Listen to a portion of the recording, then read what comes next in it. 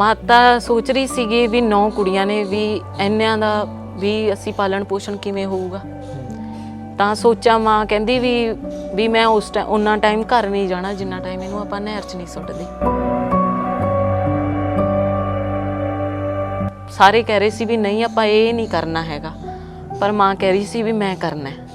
ਪਰ ਫਿਰ ਵੀ ਮਾਂ ਦਾ ਦੇਖੋ ਦਿਲ ਕਿੱਡਾ ਉਹ ਹੋ ਗਿਆ, ਆਪਦੀ ਇੰਨਾ ਸੋਚ ਕੇ ਹੈਰਾਨ ਆ ਇਸ ਗੱਲ ਨੂੰ। ਜਦੋਂ ਹੁਣ ਦੱਸਦੇ ਨੇ, ਸਾਨੂੰ ਤਾਂ ਨਹੀਂ ਪਤਾ ਸੀ, ਪਰ ਜਦੋਂ ਹੁਣ ਦੱਸਦੇ ਨੇ ਨਾ ਅੱਖਾਂ 'ਚੋਂ ਪਾਣੀ ਆਉਂਦਾ ਵੀ ਇਹ ਵੀ ਗੱਲ ਹੋਈ ਸੀ ਸਾਡੇ ਨਾਲ। ਪਰ ਮੇਰੇ ਅੰਦਰ ਇਹੋ ਜਿਹਾ ਜਨੂਨ ਸੀਗਾ ਜੀ, ਮੈਂ ਪਹਿਲੀ ਸੋਚ ਰੱਖਿਆ ਸੀ ਵੀ ਮੈਂ ਮੁੰਡਿਆਂ ਤੋਂ ਵੀ ਵੱਧ ਕੇ ਕਰਨਾ।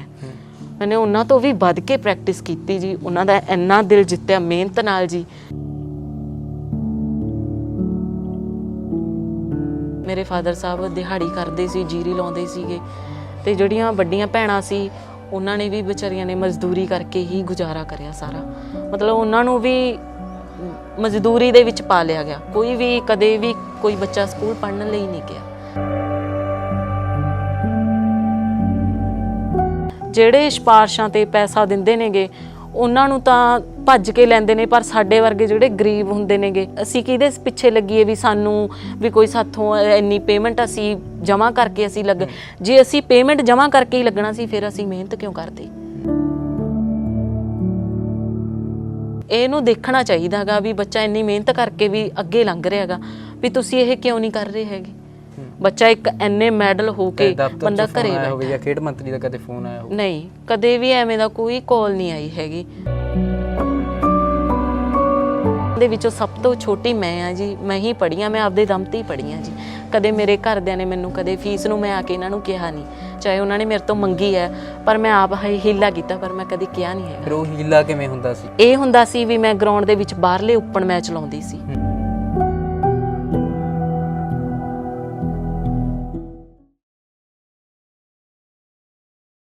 ਸਤਿ ਸ਼੍ਰੀ ਅਕਾਲ, ਤੁਸੀਂ ਦੇਖ ਰਹੇ ਹੋ ਸੁਰਖਾਬ ਟੀਵੀ।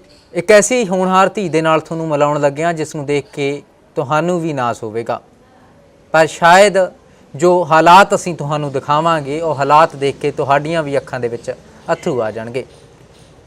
ਇਹ ਇੱਕ ਕਬੱਡੀ ਦੀ ਖਿਡਾਰਨ ਹੈ ਜਿਹਨੂੰ ਕਿ ਇੱਕ ਮੌਕਾ ਤੱਕ ਨਹੀਂ ਮਿਲਿਆ ਕਿ ਉਹ ਆਪਣਾ ਹੁਨਰ ਦਿਖਾ ਸਕੇ, ਪਰ ਫਿਰ ਵੀ ਉਹ ਧੀ ਕਿਸਮਤ ਦੇ ਨਾਲ ਲੜਦੀ ਹੈ।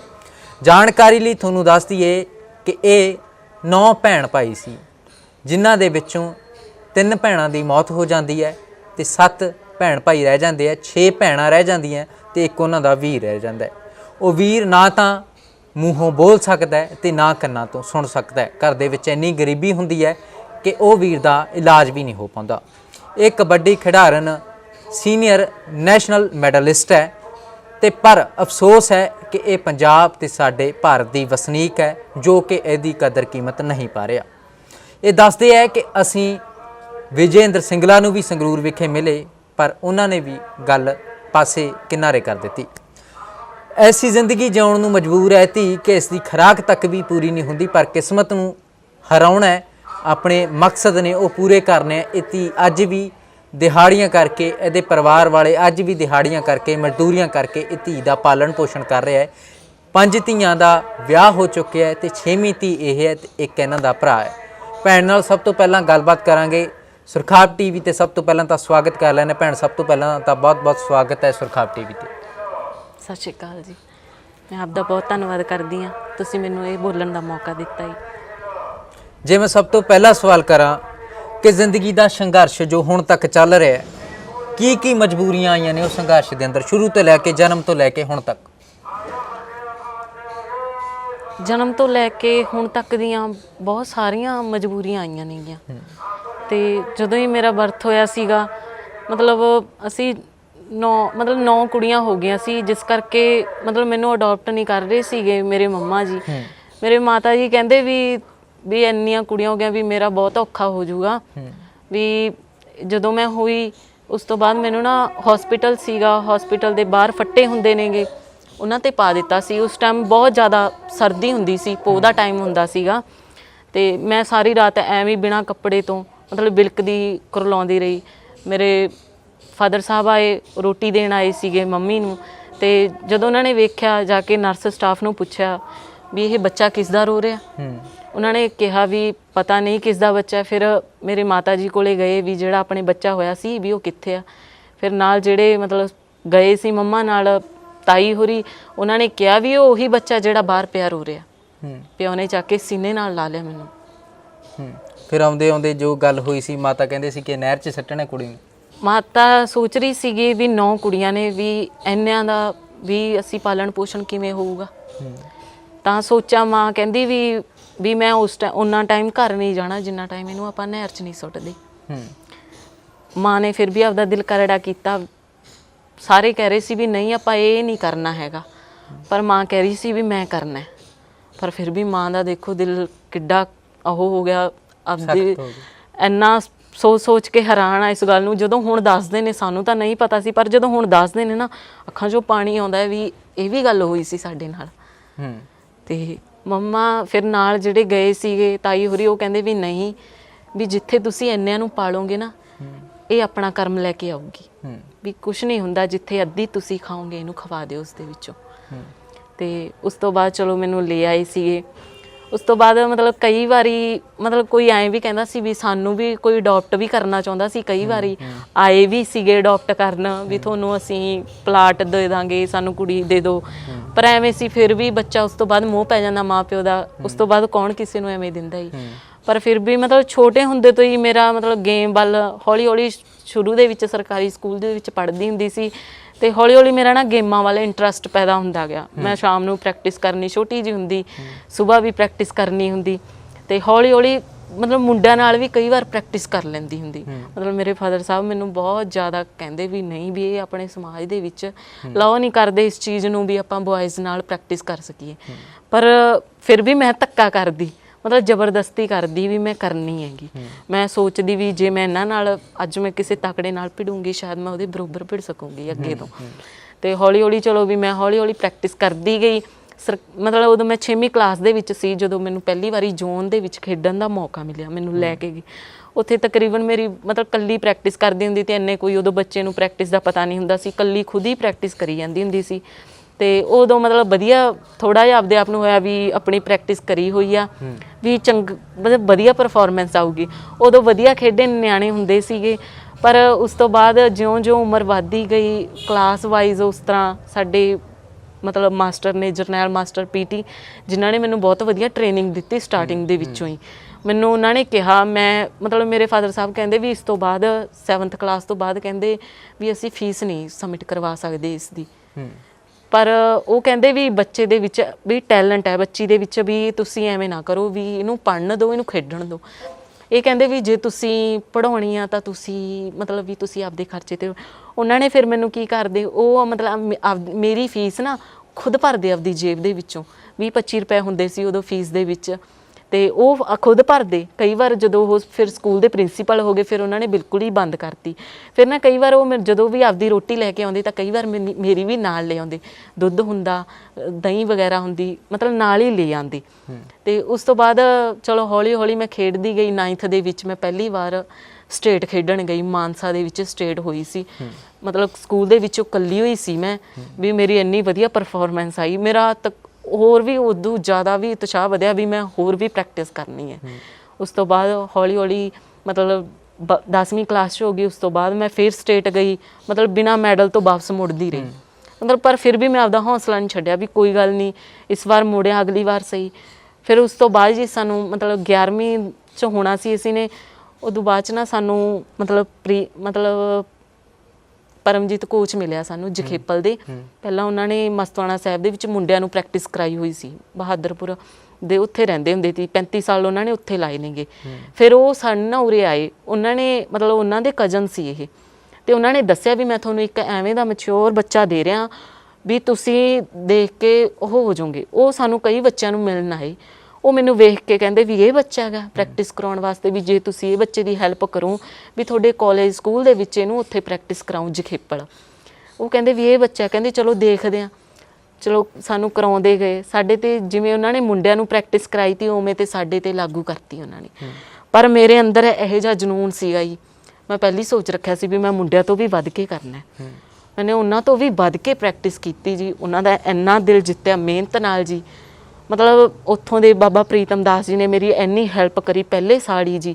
ਮਤਲਬ ਮੈਨੂੰ ਖਾਣ ਪੀਣ ਨੂੰ ਦਿੰਦੇ ਰਹੇ, ਸਭ ਕੁਝ ਮੇਰੀ ਡਾਈਟ ਦਾ ਧਿਆਨ ਸਵਾਲ ਕਰਨਾ ਚਾਹੂੰਗਾ ਕਿ ਕਬੱਡੀ ਦੇ ਲਈ ਤਾਂ ਖਾਸ ਕਰਕੇ ਡਾਈਟ ਦਾ ਬਹੁਤ ਖਿਆਲ ਰੱਖਣਾ ਪੈਂਦਾ ਹੈ। ਘਰ ਤੋਂ ਬਹੁਤ ਗਰੀਬ ਸੀ, 6 ਭੈਣਾਂ ਸੀ, ਕੀ ਘਰ ਦੇ ਵਿੱਚ ਖੁਰਾਕ ਉਹ ਪੂਰੀ ਹੋ ਜਾਂਦੀ ਸੀ ਕਬੱਡੀ ਦੇ ਲਈ?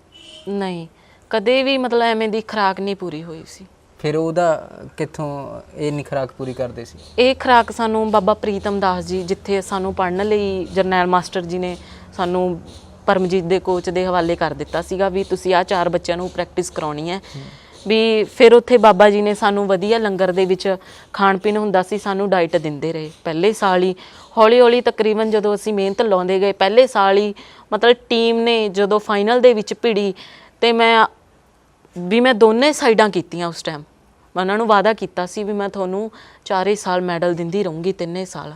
ਫੀਸ ਦਾ ਵੀ ਕੋਈ ਕਾਰਨ ਸੀ ਕਿ ਫੀਸ? ਕਾਰਨ ਇਹ ਸੀਗਾ ਫੀਸ ਦਾ, ਐਵੇਂ ਸੀਗਾ ਵੀ ਤਕਰੀਬਨ +1 +2 ਦੇ ਵਿੱਚ 18-20 ਹਜ਼ਾਰ ਰੁਪਇਆ ਖਰਚਾ ਆ ਜਾਂਦਾ ਸੀਗਾ।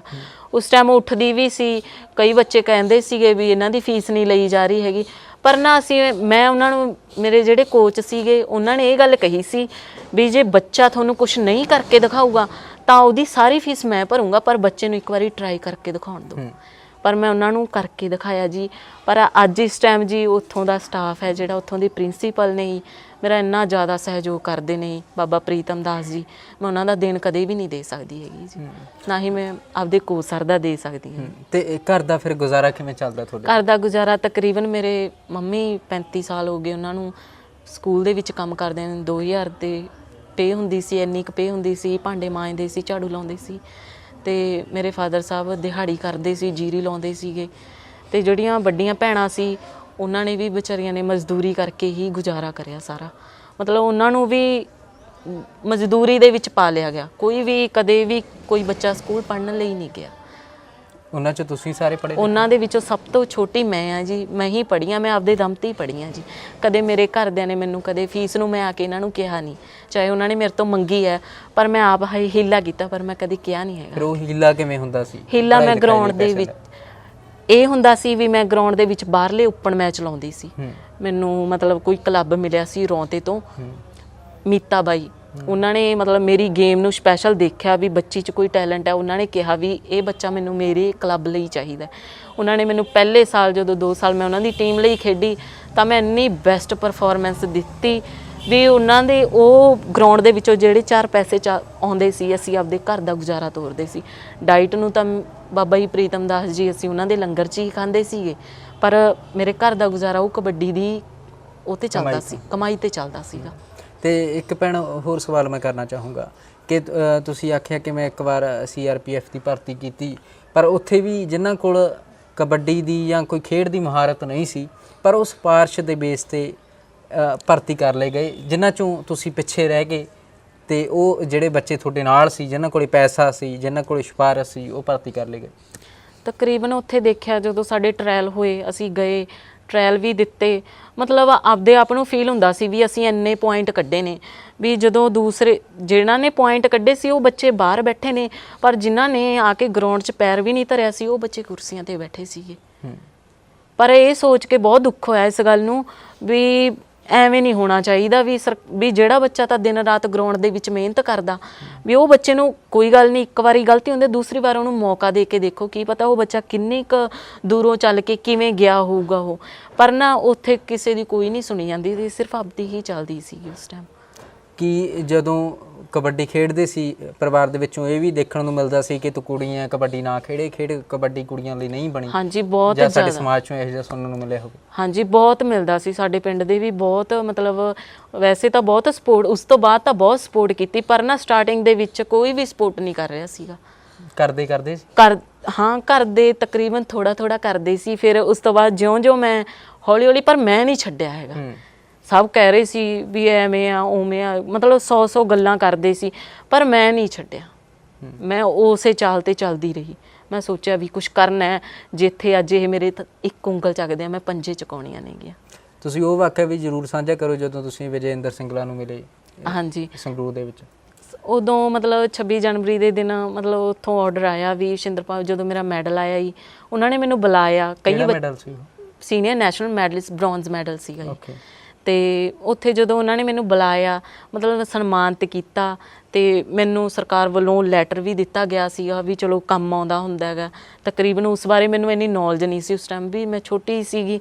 ਤੇ ਪਰ ਉਹਨਾਂ ਨੇ ਜਦੋਂ ਮੈਨੂੰ ਸਨਮਾਨਿਤ ਕੀਤਾ, ਮੈਨੂੰ ਆਪਦੇ ਆਪ ਨੂੰ ਫੀਲ ਹੋਇਆ ਵੀ ਜੇ ਮੈਂ ਮੈਡਲ ਆ ਗਿਆ ਤਾਂ ਸ਼ਾਇਦ ਹੁਣ ਮੇਰਾ ਵੀ ਮੈਨੂੰ ਸਨਮਾਨਿਤ ਕੀਤਾ, ਸ਼ਾਇਦ ਕੁਝ ਕਰਨਗੇ।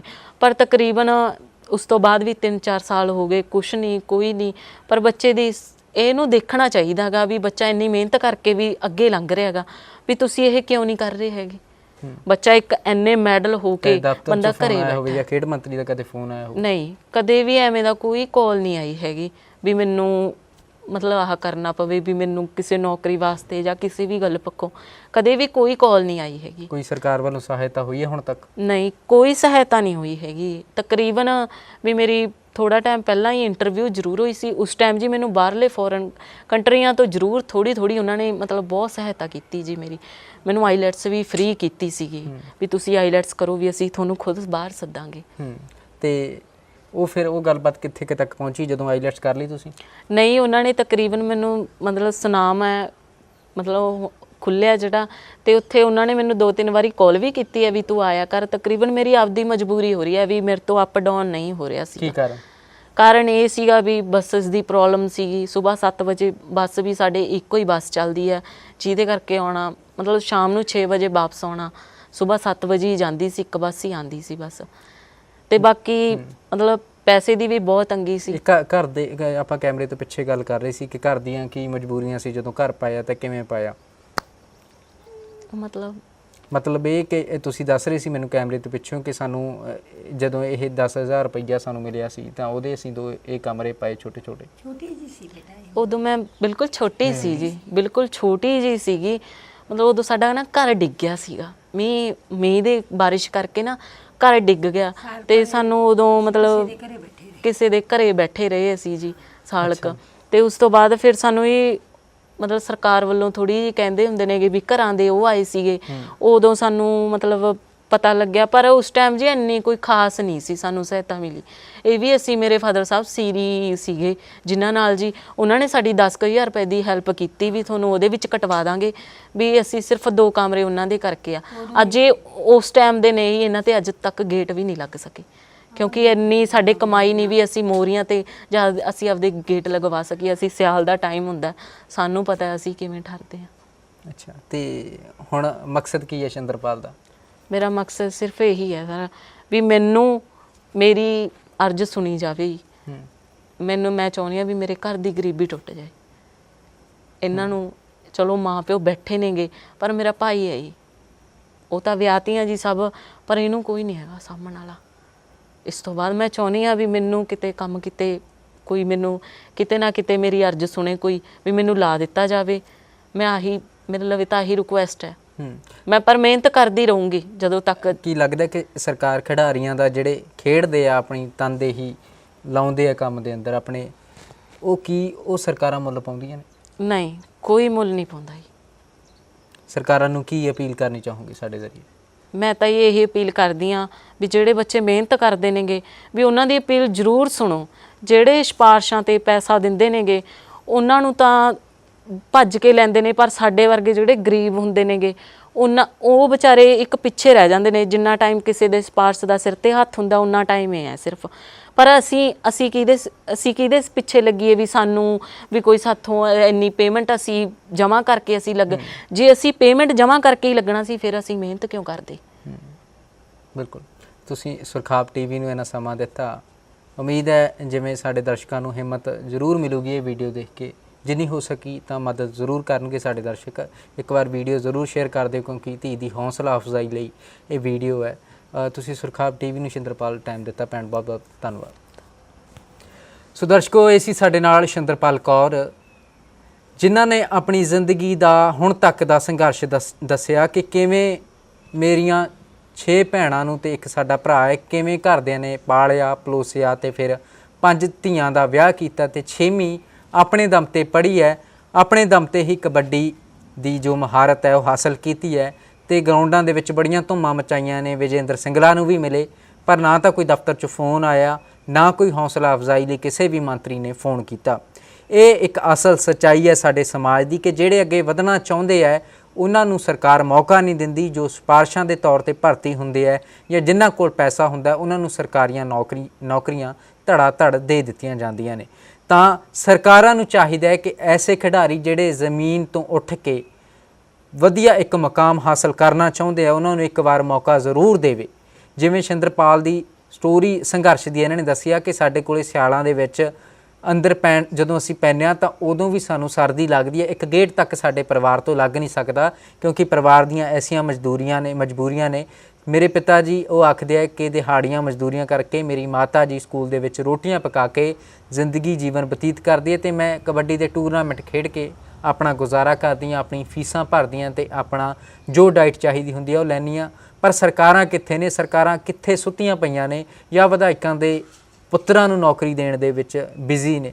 ਤਾਂ ਅਪੀਲ ਤਾਂ ਇਹੀ ਹੈ ਕਿ ਸਰਕਾਰ ਤੱਕ ਇਹ ਵੀਡੀਓ ਜ਼ਰੂਰ ਪੁੱਜਦੀ ਕਰੋ ਤਾਂ ਕਿ ਇਸ ਧੀ ਦੀ ਮਦਦ ਹੋ ਸਕੇ। ਅਸੀਂ ਵੀ ਅਰਦਾਸ ਕਰਦੇ ਹਾਂ, ਅਪੀਲ ਕਰਦੇ ਹਾਂ ਕਿ ਤੁਹਾਨੂੰ ਇਹ ਵੀਡੀਓ ਪਸੰਦ ਆਈ ਹੋਊਗੀ। ਜਿੰਨੀ ਵੀਡੀਓ ਪਸੰਦ ਆਈ ਤਾਂ ਧੀ ਦੀ ਹੌਸਲਾ ਅਫਜ਼ਾਈ ਲਈ ਇਹ ਵੀਡੀਓ ਜ਼ਰੂਰ ਸ਼ੇਅਰ ਕਰੋ। ਅਸੀਂ ਅਰਦਾਸ ਕਰਦੇ ਹਾਂ ਕਿ ਸ਼ਿੰਦਰਪਾਲ ਨੂੰ ਰੱਬ ਦਿਨ ਦੁੱਗਣੀ ਤੇ ਰਾਤ ਚੌਗੁਣੀ ਤਰੱਕੀ ਬਖਸ਼ੇ। ਜੋ ਇਹਦੇ ਸੁਪਨੇ ਨੇ ਆਪਣੇ ਜ਼ਿਹਨ ਦੇ ਅੰਦਰ ਸੋਚੇ ਨੇ ਉਹ ਜ਼ਰੂਰ ਰੱਬ ਪੂਰੇ ਕਰੇ ਅਤੇ ਜੋ ਘਰ ਦੀ ਗਰੀਬੀ ਹੈ ਉਹਨੂੰ ਵੀ ਜ਼ਰੂਰ ਦੂਰ ਕਰੇ। ਉਮੀਦ ਹੈ ਸਾਡੀ ਗੱਲਬਾਤ ਤੁਹਾਨੂੰ ਪਸੰਦ ਆਈ ਹੋਊਗੀ। ਅੱਖਾਂ 'ਚੋਂ ਪਾਣੀ ਵੀ ਆਇਆ ਹੋਣਾ ਹੈ ਪਰ ਇਹ ਹੌਸਲਾ ਦੇਖੋ ਧੀ ਦਾ ਕਿ ਆਪਣੇ ਆਪ ਨੂੰ ਕਿਵੇਂ ਦ੍ਰਿੜ ਇਰਾਦਿਆਂ ਦੇ ਨਾਲ ਆਪਣੀ ਜ਼ਿੰਦਗੀ ਨੂੰ ਹਰਾਉਣ 'ਤੇ ਲੱਗੀ ਹੋਈ ਹੈ ਅਤੇ ਆਪਣੀ ਕਿਸਮਤ ਨੂੰ ਚਮਕਾਉਣ ਲਈ ਲੱਗੀ ਹੋਈ ਹੈ। ਉਮੀਦ ਹੈ ਸਾਡੀ ਗੱਲਬਾਤ ਪਸੰਦ ਆਈ ਹੋਊਗੀ। ਮੈਨੂੰ ਮਨੀ ਪਰਵੇਜ਼ ਨੂੰ ਦਿਓ ਇਜਾਜ਼ਤ ਅਤੇ ਤੁਸੀਂ ਦੇਖਦੇ ਰਹੋ ਸੁਰਖਾਬ TV। ਧੰਨਵਾਦ।